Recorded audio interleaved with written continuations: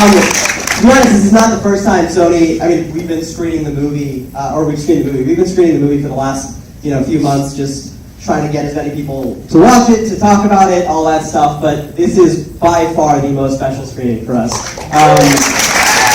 I flew 20 hours from India yesterday, so I could make it back 2 hours ago to make it here. So this movie was made by 18 people, all of whom met at SCA, and who made the movie together. So in a lot of ways, just to be standing here at Norris, where Casper taught and Galton taught, and to listen to all these Q&As in the past, this is the dream. So thank you for being a part of it. So the movie that you guys are about to watch is a little unconventional, and in a lot of ways was made by five SCA students in a really, really tiny room, editing it for about a year and a half, constantly arguing with each other, collaborating with each other, creating with each other, and working on an idea that for a long time nobody in the world thought was possible except for us crazy kids, all of whom, again, went to SCA, and it feels like the coolest showing to the world that that little movie that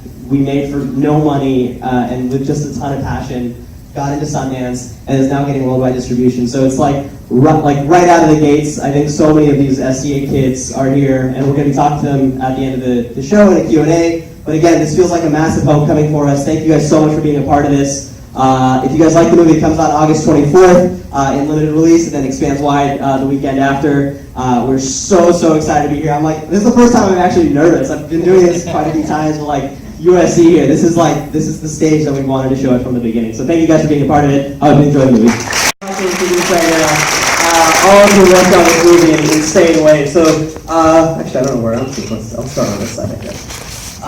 So the first one I want to introduce is my closest creative collaborator. He's the co-writer of the movie, the lead creative producer of the movie, and my overall mentor and guide. Please welcome Sev Ohanian. The next person I want to bring up is basically our other lead producer, who basically was in the room with us. I mentioned earlier that there were 5 people for 2 years in a single edit room editing. She was the other creative producer, basically handling the logistics of everything, took a Word document that Sev and I wrote that was supposed to be called a script and turned it into something that was shootable. Please welcome Natalie Qasabian.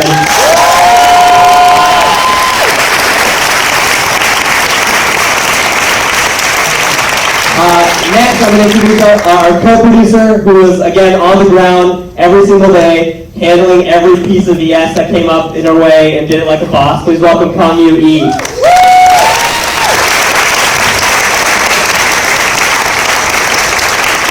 The next 2 USC grads, I think once this movie comes out, I will be, again, shouting from every rooftop for every single award that they deserve to win. Please welcome the editors of the movie, Merrick and Nick Johnson.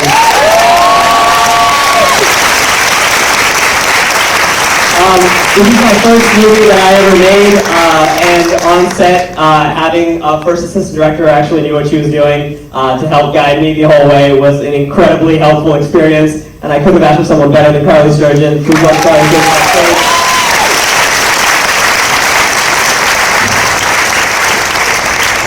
And if you guys know what 310 is, my 310 partner, who was my DP at the time, Juan Sebastian Baron, is the DP of this film. Please welcome Juan Sebastian Baron.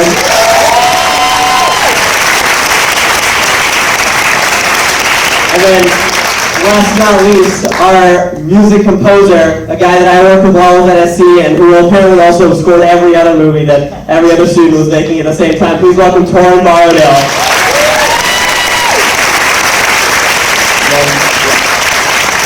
Actually last. Again, this is such a special screening for us to be here at USC. It honestly feels like a homecoming.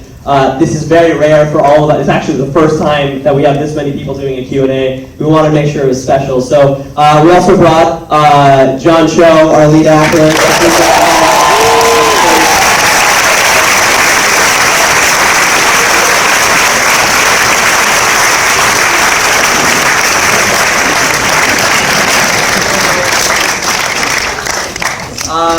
Yeah, that's it. That's the USC crew that could make it tonight. Oh yeah, oh my gosh, oh yeah. And of course, I'm going to introduce the moderators as well. I'm going to introduce John Watson, our moderator, who also his name is in the film. He was a volunteer, like the kid who was just like, he's like, yeah, I really feel like they could use my support. The kid's name in the news interview is John Watson.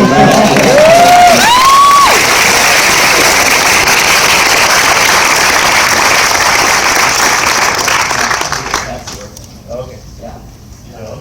Is this one on? Is it on? Yeah. Okay.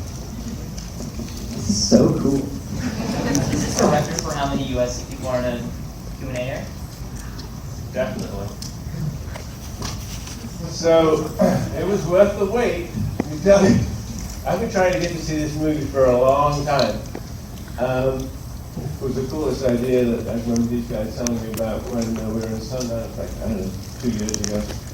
And they invited me to a preview screening, and I set off, and it was one of those impossible LA traffic days, and I called Sev and said, I'm going to be about half an hour late. And he went, okay, forget it. Actually, he was much more gracious than that, but I didn't get to see it, and then I tried to beg him to bring the finished film to my class, and he played hard to get, and but here we are, and it was certainly worth the wait. What a fabulous movie, and I'm so proud of you, all of you. It's amazing. It's so unique. So in terms of trying to ask questions, it's like hard to know where to begin because everything about it is different, and you broke every single rule, I think. So start with you two. I mean, how did you come up with the idea? How did this start? What was the beginning? Oh man, the beginning for us was actually something called 480. You guys know what that is? It's a class. I was a TA in the 480 class, and Aneesh was a student in it, and he was a producing student. Yeah, we were doing a project, and Nick and Sebastian were the DPs on this project, but I was the producer on it, and I met Sev when he was my TA in the 480 class. And then I remember there was always this like one student in the class who was like had so much energy and like intelligence, and like I could tell they were going to be a great filmmaker, great director one day, and I wanted to work with them. But they didn't want to work with me, so I ended up having to work with Aneesh instead. but like honestly, Aneesh was that student. We totally gravitated towards each other, and we kind of formed this friendship. And we eventually became basically writing partners. We got in touch after we graduated and started working on some projects together. And next thing you knew, we were writing a script together. And we ended up making this little Google Glass short that Will and Torin worked on. Have you guys seen Seeds that Aneesh directed? I think those were all my students actually.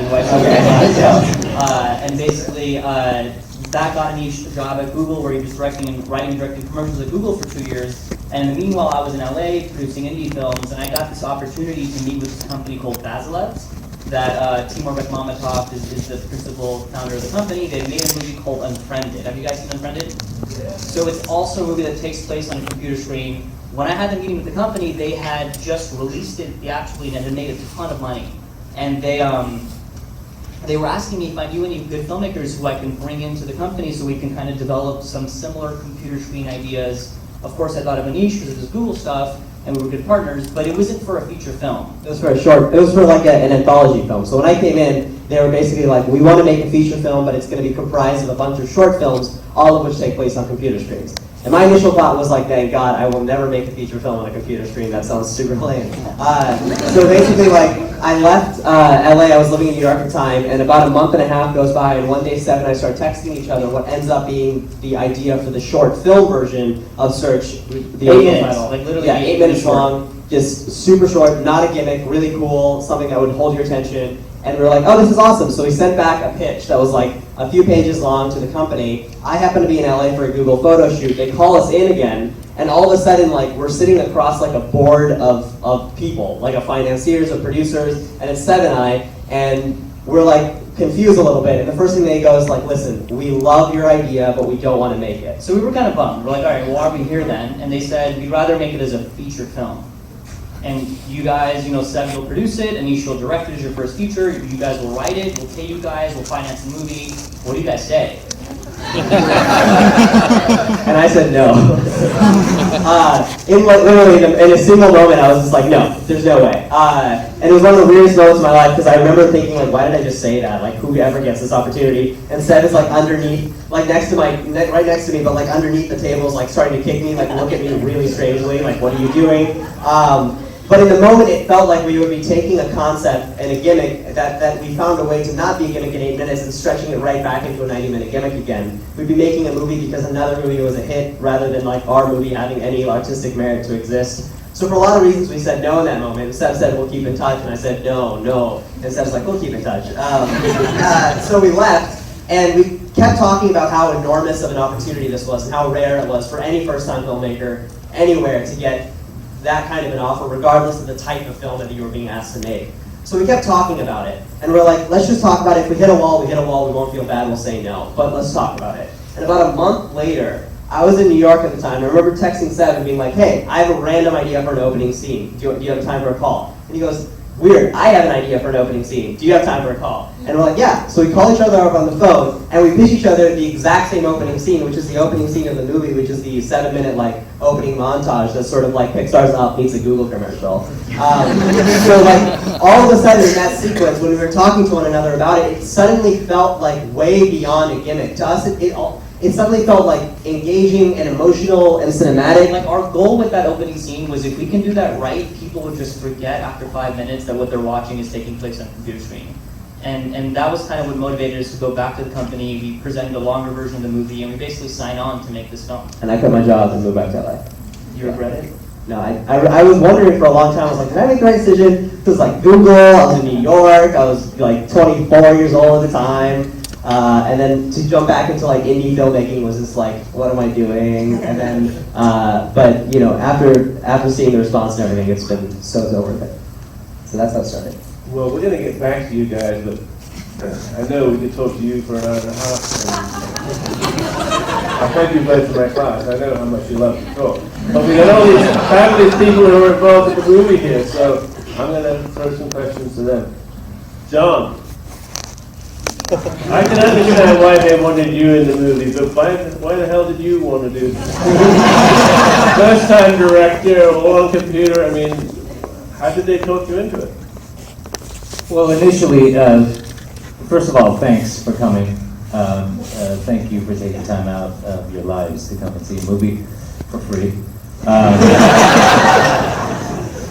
But initially, he didn't talk me into it, and I also said no. I read the script, and I really love the script.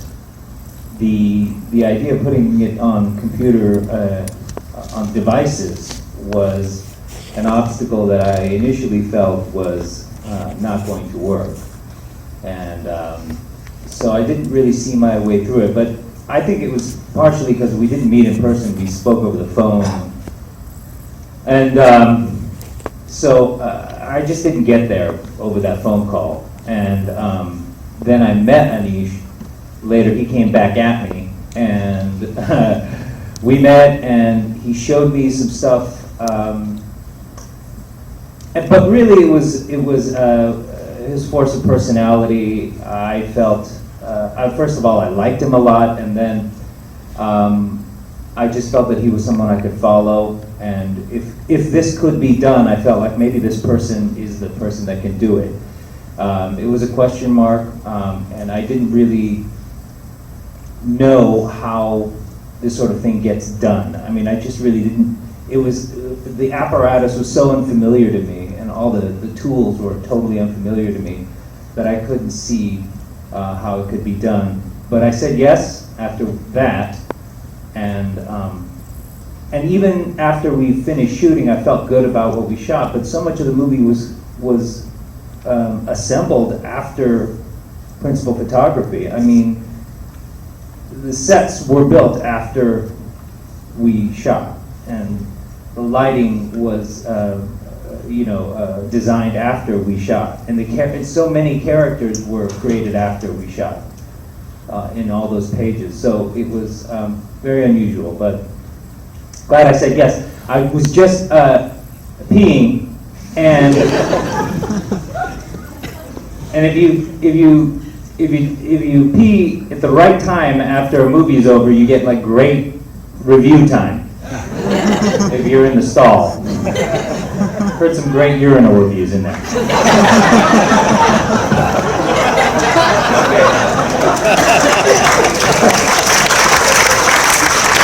Natalie, I want to jump to you. So when Aneesh introduced you, he said that he gave you some document that wasn't really a screenplay, but somehow you turned it into a screenplay. Or what was that process? No, I made them go back and do their work again. But because it's so unconventional, these guys thought rightly so that, writing a traditional screenplay might, be a little bit, tedious to read. Interior Facebook, like that's kind of lame to read. So they wrote basically a 50-page Word document, which I'm assuming most of you in here know what a script looks like. Looks nothing like an actual screenplay. So they called me when they were done, like, we're ready to budget this thing, let's schedule this thing, let's make this thing. And they emailed me a 50-page Word document. And it's like, I can't do anything with this. So I literally looked at them and was like, we need to translate this into final draft. And then I said, no, you guys. So it's basically representative of my roles relationship. I'm kind of here to crack the whip on them. You're the disciplinarian. You force them into being real filmmakers. Exactly. Okay, Congyu, how did you get involved, and what was your initial role and response to the material? So it all goes back to USC, I guess. This is Sev and Natalie, my fourth feature working together, I believe, since we graduated 2014 for the two of us. I know someone from the graduate school who was doing her feature director debut in LA, and Sev was a producer. So that's how I met Sev, and after that, Sev brought me on to the next 3-4 features I've worked on. Even today, everyone I worked with can somehow link back to these two people, really. I mean, I gotta be honest, Congyu was my producer's assistant on a movie I did, and she did that once or twice, and this was her first producing credit. And we gave it to her because she did such an incredible job. She went so far and above, and it was literally without her, we wouldn't be sitting here today.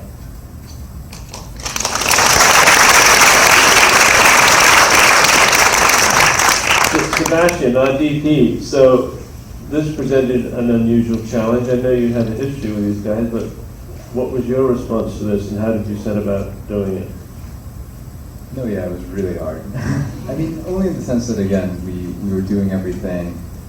Baslovs had done Unfriended, so they had kind of done something similar before. There's a lot of unique challenges to getting the actors to see each other on screen. I mean, I remember the first time that we shot with John, and we have these contraptions that have GoPros attached to fake laptops, and we set them in the room, and we're like, all right, you're gonna look here, and you're gonna have this earwig, and you're gonna listen to the other actor, and yeah. So from day one, I think Carly sometimes like, how long is this gonna take? And we're like, these computers don't want to turn on right now. So there were a lot of technical challenges that we figured out, but I mean, I think even from when Aneesh did the Google Glass project, we were in my apartment trying to figure out how the glasses worked and how we could best take advantage of the technology. And then when we did 310, I think we were the first class that used the Sony X1. So we were figuring out man, how do we make this? How do we tell a story with this? And I was like, how do we tell a story with the Google Glass? And then it was just a natural evolution to how do we tell a story with this really unique technology. And then iPhones, and there were so many different cameras that we used to get all the different looks and the period elements to make it feel like it was real. Because from day one, Aneesh's vision was I wanted to make this as relatable and real, and not something that a studio would come in and try to play it really safe. And, we shot with this thing. On 4 days, this is our A cam. Literally this iPhone 6. And we had a weird mic thing on top of it, and then the wires to connect to Video Village, and people were walking around with this thing. I have all the footage still on my Google Photos.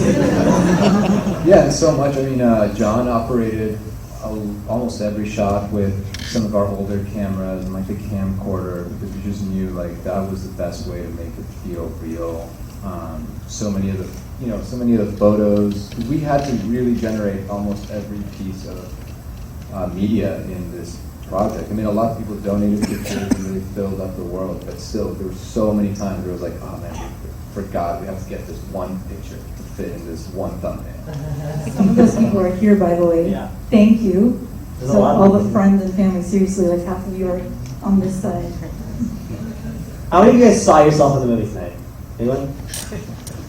Well, let me see you. Raise your hand. Good. I see you. A little closer, you're back, yeah. Yeah, one moment I remember looking at the screen and thinking there were a few thousand images on the screen and every single one of them had to be generated somehow. Yeah, definitely a few thousand, high few thousands. Definitely didn't have enough days to generate Yeah, all of that. and then you have to get the rights of every single photo of like the people in it, the people like the subject, the person who took it, the person who owns it. The names. Yeah, their names. Took forever. So, Carly, this is a unique challenge for an AD. Yeah. How many days did you shoot? How did you break it down? How did you approach it? We only did 13 days, so there were definitely days where we had like, I think it was at least 10 pages, if not more every day. I think there was even a 20-page day, which was just crazy, because going into that as an AD and everyone's like, can we do this? And I'm like, no. Like, How many pages? there was a 20-page day. Oh. Which in my world is not a thing. So the fact that we did it was cool. It was also like kudos to Sev and Aneesh for being so specific on what they wanted.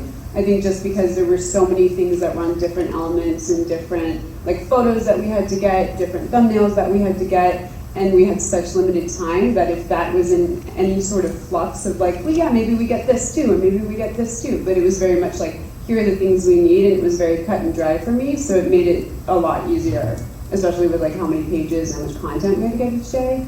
So thank you guys for not changing it on the fly all the time. So, editors. Hey, Will, how you doing?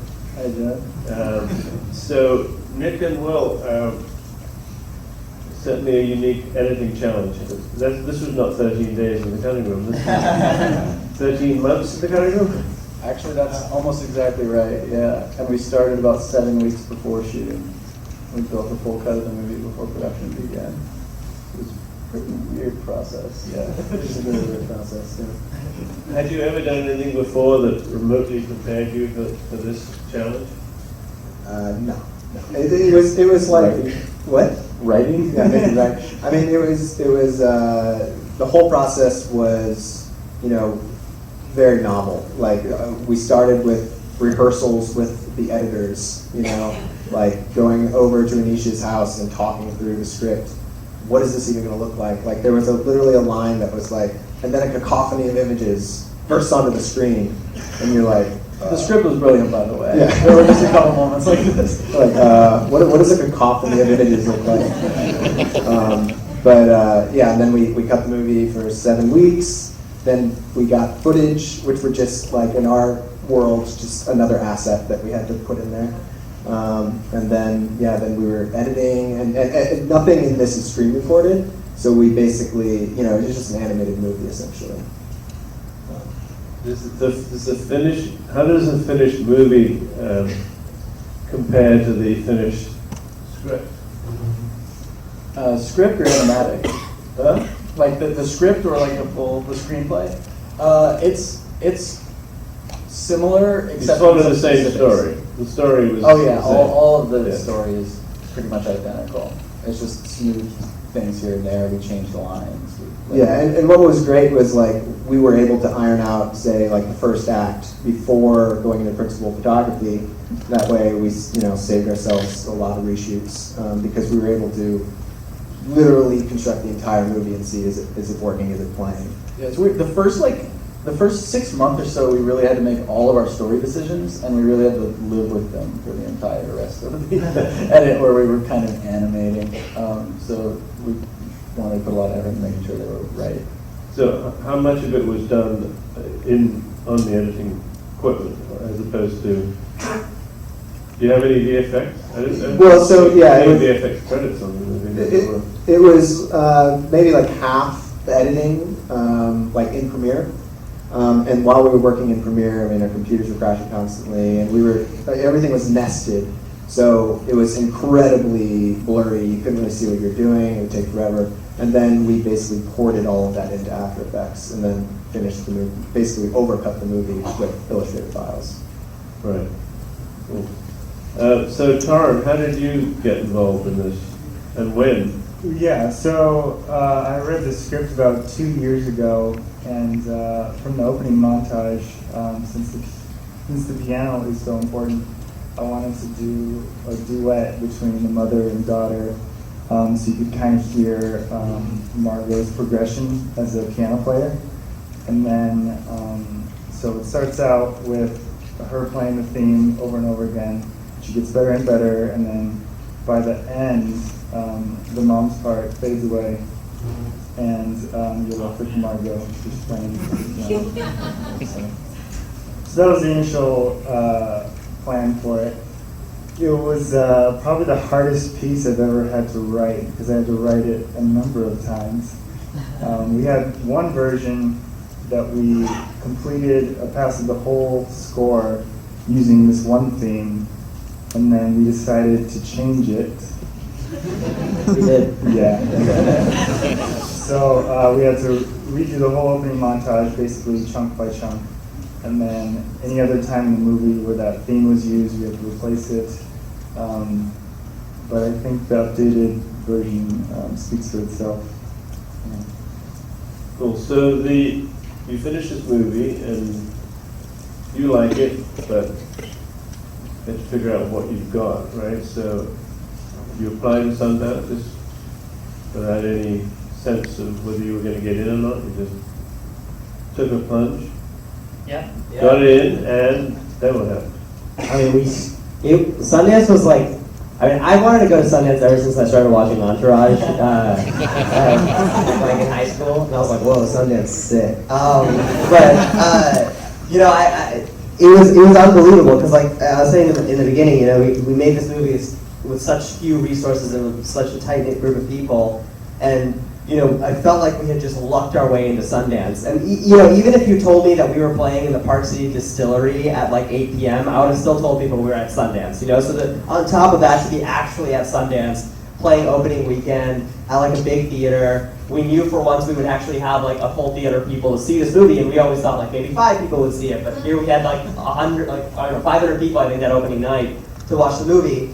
And then we present this movie, this like our little weird movie, at 6:30 p.m. And then by 6:45 a.m., Sony Pictures had just won a bidding war and got rights to distribute the movie. And it was just like the craziest 12 hours, because like the whole time I was just like, I think my life is changing right now, but I can't really feel it. And you know, it's just like we showed the movie, and like we went to the after party and everybody was there, and like all the excitement, and everyone was like buzzing, and the reviews were good, and we're like, holy shit, we were checking Twitter. That's when basically my Twitter addiction started, was at Sundance, just like looking up the hashtag. And then at one point, like some agents come to us and we're like 45 minutes in, they're like, we have to go. I was like, what do you mean we have to go? And they're like, we have to go, it's starting. And I was like, oh my God, it's starting. And so we all went to another cabin where there were like these agents there, and all this was new to me, and you know, we were literally in that cabin for, I don't know, like what, 8 hours or something, while the agents duked it out with all these companies that were bidding on the movie, and like we would hear back like what the offers were and what would going back to them. And it was like this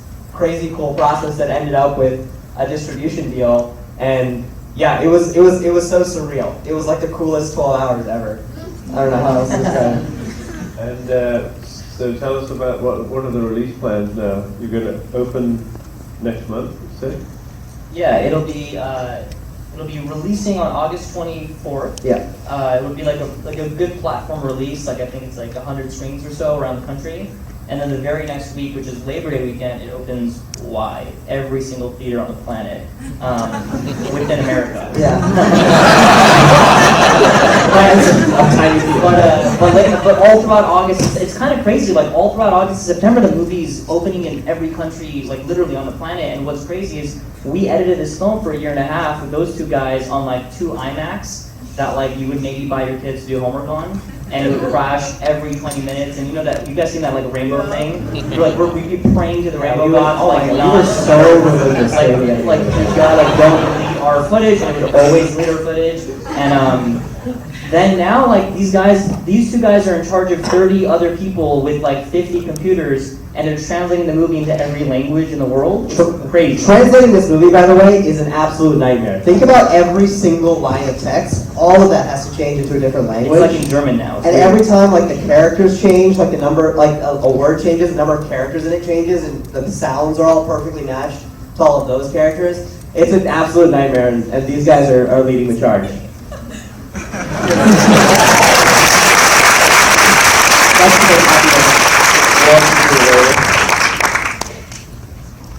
So I suspect that there are quite a few questions out there. Does anybody want to throw the hand up, speak nice and loud, or we can have a walking microphone down there. Yeah, second row. Yeah. So I got a question about the script. So I like how this movie was not only about Asian Americans, and not only 10 of the day had a ton of Asian Americans, but I like also how they weren't like the only Asian Americans in the movie, because you see like a lot of social media in this movie, and you see a lot of names, and even the names, there's still like a lot of Asian Americans like at the school and things like that. So I'm wondering, how active were you guys in that effort when you wrote the script? So like, did you write that like the characters were Asian American in the script and the extras were Asian American? How active were you about that? So the question is how deliberate, how active were they in including Asian Americans and Asian American names in the movie? Yeah. The side characters, the ones that you're seeing on the side that don't affect the direct storyline, were not in the script because that would just make the script 500 pages long. It was an active kind of thought process to kind of go into it. I grew up in San Jose, so like, making sure that everyone represented in there like looked and sounded like the people that I kind of went to school with was an important thing from the beginning. But talking specifically about, the Asian American casting in the movie, I think both of us, all of us kind of grew up watching movies where we never saw ourselves kind of in as the main characters. And for me, it's like, I think stories that are about race and about culture are very important, and I have those stories and I want to tell those stories. But when I was a kid, I never saw those movies and thought I wish I was in those. I saw like Mission Impossible, I saw Born Supremacy, I saw the action movies and the mysteries and the thrillers, and I was like, I wish I was in one of those movies. So, and those movies never dealt with race or culture. They were just like, it had nothing to do with the skin color of the person who was in it. So from the beginning, in the script, we wrote it for John Cho. It was David Kim in the script. And ultimately when people would ask us why are we casting an Asian American in this movie, because there are no Asian American themes in the movie, we would just answer why not. Why not? Yeah. Also, I want to give a shout out, by the way.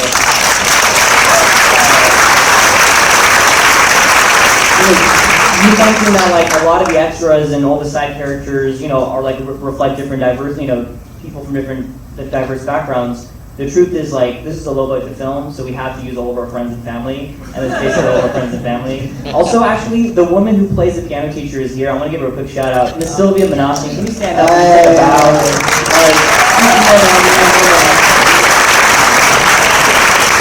She's actually not an actress, and we like kind of coerced her to doing it, and then we found out we have to pay her because it's like a SAG thing. So like, she asked us if we could make it a charity donation, and we couldn't. So sorry that we ended up paying you, but thank you.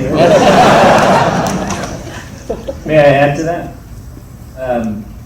You were asking earlier about Sundance, and that was probably the most unexpected aspect of Sundance. For me, we were at America's premiere film festival showing this movie, and it was this packed theater, and I knew I was very proud of the movie, and I knew it was effective. I'd seen it, and I felt that it was going to connect with people, but what I didn't expect in myself was how notable it felt that it was an Asian American, or it was a family that looked suspiciously like mine, especially the dad. And how crazy it would feel to show that at Sundance, and a lot of times I feel like Asian families are shown as, or the culture gets in the way of Asian people loving one another. The daughter must escape her oppressive family in order to find love. But this was a family, that loved one another and was made whole. And thematically, I thought that was very important. And that felt like an important part of the filmmaking, and it feels like an important part of the product. Aneesh's dad said something at that after party. You gotta tell me if I get this right. He said, family, we all dance on the ladder that's held on the shoulders. That's supported by family. That's supported by family. I'm like, damn, Dad. It's the greatest thing I've ever heard at an after party. Or in a urinal. All right, let's get another question. Lady in the front. Okay, so obviously, like, you guys have broken a lot of filmmaking rules and like kind of this, but there's also a lot of like typical cinematic like close-ups, like especially attention. So I was wondering how you guys decide to like navigate between like working off of your and also following it. Will and Nick, do you want to take that? I think Aneesh always emphasized to us that even though we're telling it on a computer screen and in a super unconventional way, we're trying to tell a very normal kind of like old school narrative with all the right plot points, all the right, everything like that. So, I mean, the structure and the shot design, our goal was really just to be as much like a normal movie as possible, and in getting there, we did all the weird stuff. Right. And I think that was always the goal. I think it took us a little while to understand and develop the language and kind of establish our own conventions. Like, you're on a two-dimensional plane, so you can't, get coverage that way. So we had to understand that, you can, jump into a close-up and then out to a wide and just treat it like a shot reverse that way. And also, these movies, screen movies have been made before, but generally speaking, they take place in a wide, like Unfriended. It's all just one wide, spatially and temporally. It's just continuous. So that was, that was also one thing. Our first cut, we were really relying on wides, and Sev and Seabass came in and were like, guys, what are you guys doing? Like, let's make a movie. Let's cut. So yeah. Yeah, I think what was really unique about this that I've never done on a movie before is that in pre-production, we had the editors in pre-production. It's not something that happens. And so we had a lot of conversations, and we talked a lot. It was a lot of like philosophical conversations too about like Totally why are we unrelated. doing this? Like, yeah.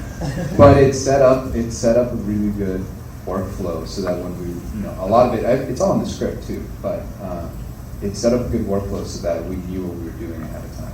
Somebody said though that somebody recently observed though that the first half of the movie typically is more the coverages and wides, but we did the opposite. We're in close-ups for the first couple acts really, and then in the third act, when the tension gets high, we pop out to more wides as we go to news coverage and all of that. So it was a little bit flipped. Never knew that. That's cool. Also, one thing is that the animatic is something that helped a ton, because there is a version of this movie where Aneesh plays every character. But the editors didn't really talk about it. This is one of the craziest things that they did. So literally, the editors were the first people we hired on this movie, and 7 weeks before we even shot a single frame on production, we came in, showed them a blank timeline, and were like, go. And so literally what they started doing was like screen capturing the internet and like putting it into a Premiere timeline, doing text messages, screen recording themselves, and like punching in and zooming out. And by the end of 7 weeks, we had an hour and 40-minute cut of the whole movie, starring me playing like the mom, the daughter, the brother, all the friends. And so like, because essentially there's 2 cameras in the movie, right? There's like the camera in the world, like the footage, like Skype footage, there's webcam footage, all that shit. And then there's the way that we're framing it. And we needed to understand how those two play with each other. So we needed to make this movie, or that version of it. And then it was also extremely crucial because, like, when John's on set, he's the one operating the laptop in the world of the movie. So he needs to know where every single button is, where his eye line is shifting, where if he says a line, sometimes I would literally go to him and be like, John, that was a perfect take. Just next time you move your cursor a little more to the left. You know, and it's just like, that was an entirely, that was done in 7 weeks of pre-production. Or like, we had a joke on set that was like, usually a movie is like pre-production, production, and post-production, that we had pre-post, post, and post-post on this movie. But it was insane animatic that Will and Nick put together that was extremely crucial. Sorry, Steve Estrid, interrupting. Continue. No, but it's like the version where you play every character is one of the best things. I don't know if you guys want to see that, but someone's trying to get it onto the Blu-ray, and then someone's trying to stop that from happening. Hey Natalie, I want to get back to you for a second. Tell us about some of the biggest challenges of mounting this production. Oh man, how much time do you have? I mean, honestly, I think for everyone on here, like sitting up here and everyone on set, I think the biggest challenge was we were creating something where we didn't have a reference for it, and I think everyone, you know, in a way had to like relearn their craft, and it really felt like, you know, we'd get on track and then, you know, we'd stumble and we'd have to, like, you know, convene and just rework workflows. I mean, really down to the script. Like, it looks different, everything looked different. So I think it was constantly just, you know, keeping everyone on course and in a way giving each other the confidence that at the end, and a lot of that came from these guys and from their leadership, but just like, you know, being confident in the fact that we knew we could achieve it, even though we didn't know that. I think that was the hardest thing at the end of the day, and doing all that with very, very little money, just never easy. You know, very few days, like Carly said. You know, 13 days to shoot a film is just insane. So it was quick. You know, there wasn't time. You know, Aneesh didn't have time with his actors to prep. You know, it was really made in post. So we had no time on set to deliberate at all. It was go, go, go. Right. Carly, Congyu, got anything to add to that in terms of?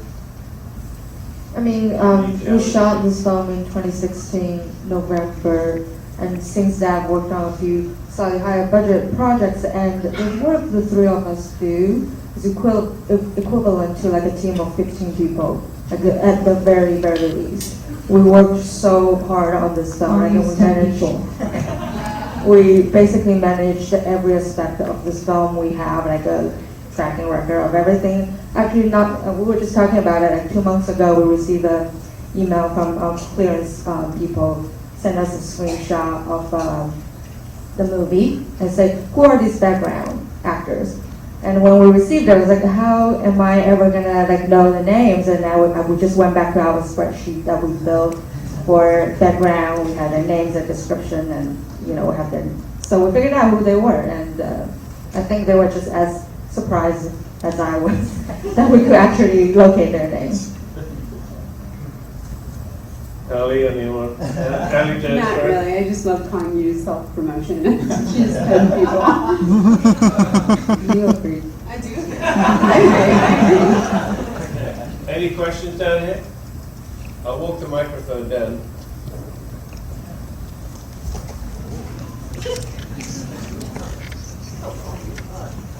I have a question for John. What was it? What was it like acting in this film? Like, were you able to see your scene partners and engaging with people that weren't maybe in the same physical space that you were in? It was totally unprecedented for me. I found it very difficult. You know, Michelle Lau, who plays Margot, is saying that she found it much easier, and I think there's a generational difference probably. That she's more accustomed to talking to people on FaceTime or whatever, but I found it very difficult. So what was happening was there was a feed.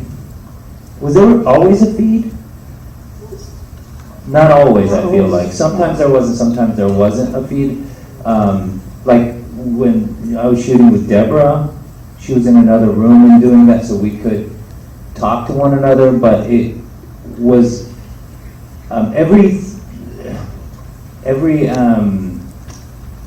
degree of remove made it exponentially harder, I felt. So if someone was on a computer screen, also that image was this small. It's like a security camera. Yeah, so it was like this small versus actual FaceTime takes up, can take up your whole screen. But so that was really hard. Not looking into a real live human being just made it insanely weird for me. And then there was an earwig, so that was an audio feed in my ear. It was just unusual. And then, if you've acted in front of a camera, you know how important eye lines are. And these eye lines were just, millimeters away from each other. And so that turned out, those are plot points, discovering something on the left side of your screen, but instead of doing this what you might do in real life, it was just that. So you had to, anyway, I mean, it wasn't real work, it wasn't unloading a truck, but it was, but it was tricky, very, very tricky. Yeah, and I think one thing is that the first scene that you had to do it on is in the movie. Like, there wasn't like days of rehearsals and prep. Like, you kind of just jumped in and went for it. Yeah, I mean, we had some rehearsal, but did we? Yeah, we had some rehearsal, but it wasn't like tech rehearsal. It wasn't with the tech. So that was it was just really unusual. It was like doing. It was essentially my first movie. Same.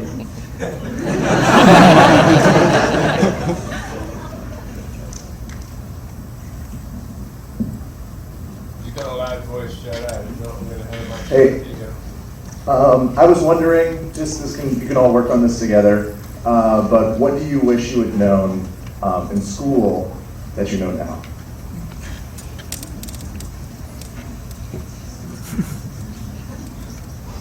Like in general? Like in life or in this movie? With this movie, okay, that narrows it down. That'll been a long talk.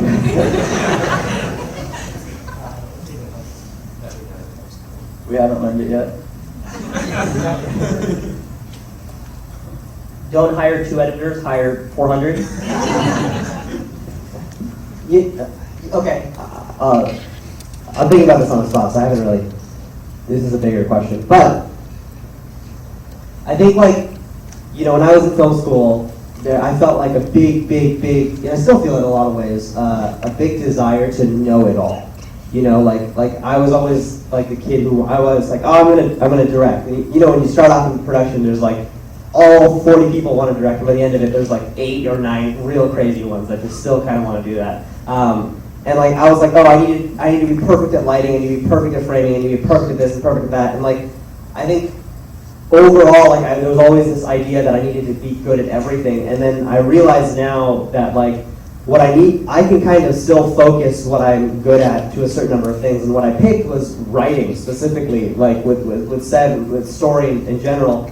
And I realized that if you write something good, if you write the right story, the tools will kind of come from other people, and you'll still be able to kind of give that vision across. So to still think holistically, but not master everything is a pressure that I don't place on myself anymore. Pretty impressed with that answer right off the cuff. I got something to add to that. Sorry, everyone. I didn't go to acting school. However, I was a young actor once, and when I was younger, I think I was very preoccupied with making the director happy and making sure, and I felt that my performance was for them, for him or her. It was for the network, it was for the producers or whatever, and that was the goal. And as I've gotten older, I have shifted that a little bit and included myself, and your own, for the young actors out there, I feel like it's legitimate to want your performance to feel authentic for yourself, and that's okay. I think we have time for one more, guys. Yo, Matt, there's a girl in the back who keeps raising her hand enthusiastically. Right here. There we go. Right, yeah, her. There we go. Yeah. Hi. For the editors, why did you choose Premiere of all the programs to work? Because it's the only software that could have done what we were trying to do. The best one. I mean, it's all of it, For this, yes. Yeah, I mean, we were using Photoshop, Illustrator, After Effects, Premiere. There was nothing that could compare to that. I mean, it still crashed every 5 minutes, but you know. They did Unfriended in Final Cut 10. The only one that seems to be off the table for Screen Movies is Avid, which is a great editor, but They cut Unfriended 1 in Avid, actually. Which I can't imagine.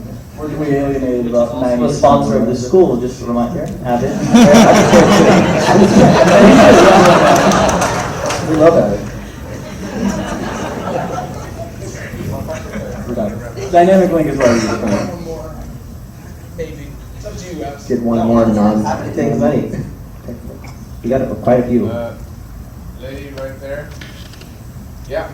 My question is, when a movie like that takes so long to make in terms of the editing and the post-production part of it, how do you, number one, stay motivated through that process, and B, what is the impact of a process like that on your mental psyche, or just your mental psyche?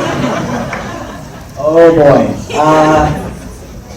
that was tough. You know, like, because this movie had no precedent, we could never even schedule out when we thought this was going to end. You know, when we were in November, when we were shooting this movie, we were so confident that by February it would be done. And then when we got to February, we're like, March, baby. And like, March, it was like, all right, June. Early June, and we're going to summer break. And then June, it was like late July. And then July, it was August. And August, it was September. And then September, it was October. And like, around March timeframe, you're in the middle of this thing. It's taking 10 minutes to see a single change in an edit, because in order to extend the amount of time John reacts to something, the editors have to make like 15 layers of changes in order to come and see that, and then the computer might crash. And you're just totally losing it because you don't know where there is an end. If there's an end, you're so in the forest. And on top of all of the technical complexities, you have no idea if this thing is going to work at all, if this whole experiment's just going to be a massive failure.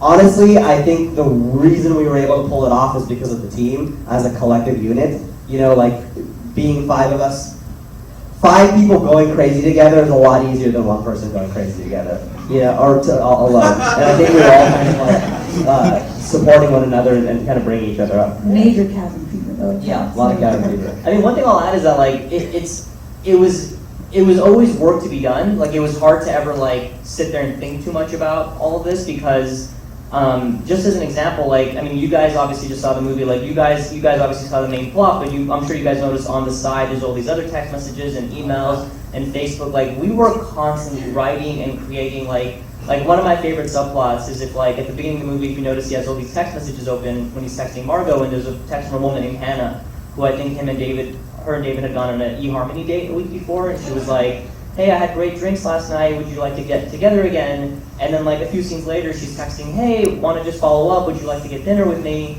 And then like in the middle of the movie, she's like, oh, your daughter is missing, I understand now, maybe next week? Like,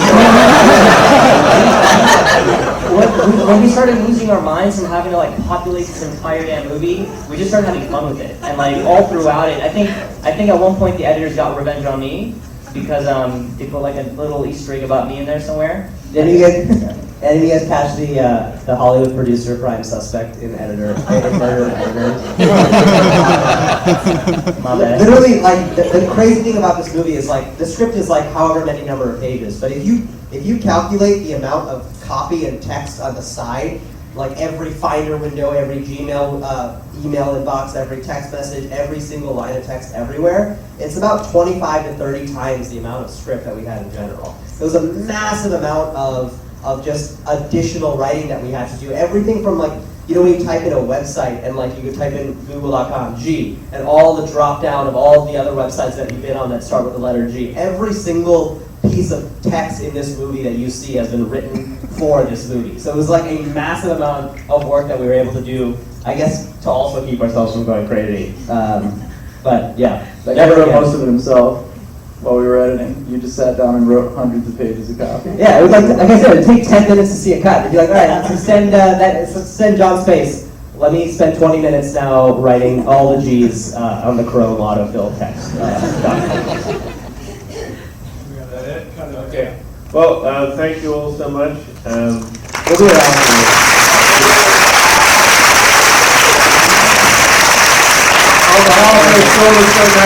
I'm incredibly proud to have a chance to show this movie and to have so many alumni here. It's a big moment in time for the school as well as for all of you. So thank you. I'm very proud of you. Thank you. Yeah, and you guys, real quick, if you guys like the movie, a couple things that we could use your help on. If you liked it, if you don't, totally ignore this. Keep walking to the door.